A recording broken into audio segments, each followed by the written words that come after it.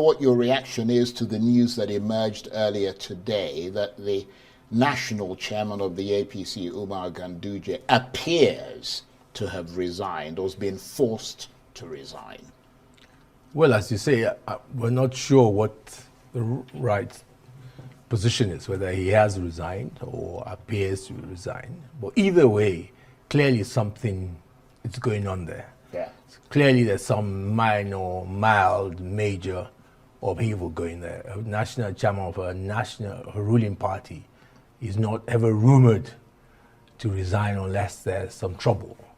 So that also reflects the fact that, what we said, all the parties are all having their own challenges at this time. Does that give you some consolation then? Not consolation per se, it just reaffirms the message some of us have been saying that, yes, PDP is having its challenges, and so are other parties. PDP probably more reported, less than others. But the fact that national chairman is being contemplated or rumored to have resigned, then definitely there's trouble in the team there. Right. We should keep an eye on that. So, I believe we've all been following the news of Ganduje's resignation from the APC. It came out yesterday. Seems to be a bombshell. And with the letter saying that, or the speculation is that he was resigned based on health issues. But a lot of people have been talking about it being that he's been forced out. And they have every reasons to push that narrative that Ganduje was actually forced out. But what Bukola Saraki literally is saying in essence is that there's trouble in the APC. Just like there's trouble in other political parties, as maybe speculated by others that the troubles in the other political party is actually orchestrated by the APC just to make sure that the other parties are destabilized. But the long and short here is that there's something untoward within the APC. And there's no denying it that whether you say he's been forced out, whether you say he's resigning based on health reason, as they try to make us believe, the most important thing here is the fact that no political chairman leader like that or chairperson would just unceremoniously just resign for health reason. No. Even if he's leaving for health reason, there will be reason, they will give him time to do transition to say, okay, you're going to be leaving for health reason. For now, we'll let this person who's your number two, take over the lead, but they will be consulting you until you get to your next convention and then you can then leave. But you can tell that either there's just massive trouble they're trying to contain, or there is something upheaval, like, political party upheaval that is literally, dominating the scene. And I explained that to you by saying this. If you remember this, Bola Tinubu's press secretary or something like that, one of his image makers, came on TV recently. He's been going around all the TV stations, and he talked about how the people are not happy with Ganduje being the chairman of the APC, and that he should have been zoned to somewhere, maybe the North Central, he said, really. But Ganduje had to go. Apart from that, there's been recent outing within the APC where Ganduje was almost beaten up. I can't remember whether it was in Nasarawa State or it was in Gombe State. But Ganduje was almost beaten. He had to be protected and taken out. There's the other incident where he was looking for ways to shake the hands of Shettima. When you look at all of this, you would realize that unlike previous political party chair lead or chairperson, Ganduje did not really hold that much authority, that much power. Because if you go, for example, take the likes of Tony Aneni, then when he was chairman of PDP, he was largely feared.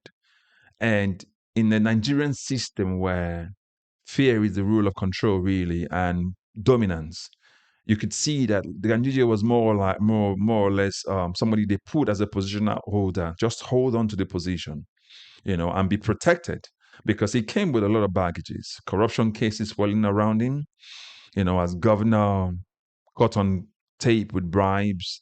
So you can tell there was a lot of things about Ganduje that was not right, as there are of the major leaders within the APC. For example, Akpabio still has his own corruption case pending. And then since he became Senate President, that's been kept on hold and on mute.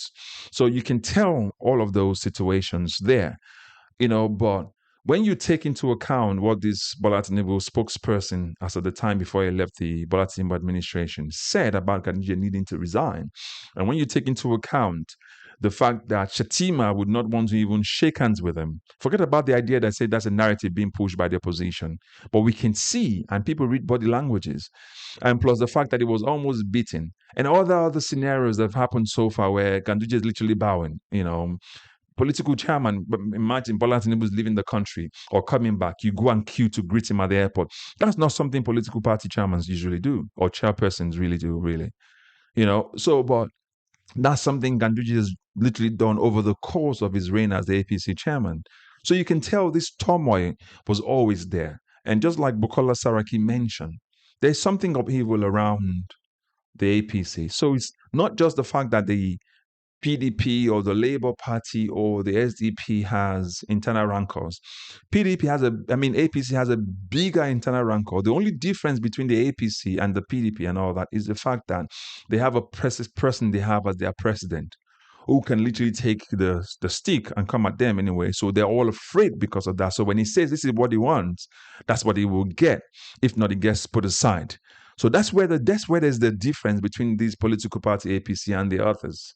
So as we're reacting to this sudden departure from the scene of the APC, the question is, will Ganduje be looking at working against the APC at some point?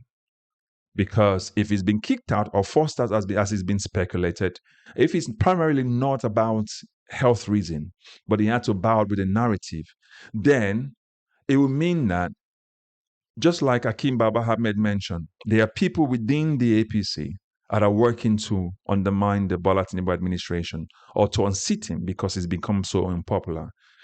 Could that be driving a narrative as well to say, with all this infighting within the APC, certain people being forced out, they're trying to clean house, and those people that have become the victim of the house cleaning will now be part of the people who will more or less work against Bola Tinubu in 2027. It remains to be seen, but you have to strategically analyze everything that you come across and then make sense out of it. So if you're taking the words of Bukola Saraki as an example, there's literally something happening within the APC that is big. It could be small, it could be minute, but there's something there for a major party political chairman like that to leave the scene unceremoniously. Something upheaval literally is happening. So the question to you I'm leaving with is, do you think that Ganduje was forced out? Or do you think they are right to just put those speculations to say he was leaving because of his health reason? Do you think that fight between Ganduje and Shettima that has been quiet for a bit is now rising? So they're trying to stabilize the ship quickly so that Nigerians will not say that, oh, there's also trouble within the APC. Is that what you say? I mean, I'm only asking this question. So put your comment, your thoughts in the comment section. Let's have our conversations about this. But don't forget to like, share, subscribe, and also recommend this channel to others. I'll catch you up in the next video. God bless you. Bye-bye for now.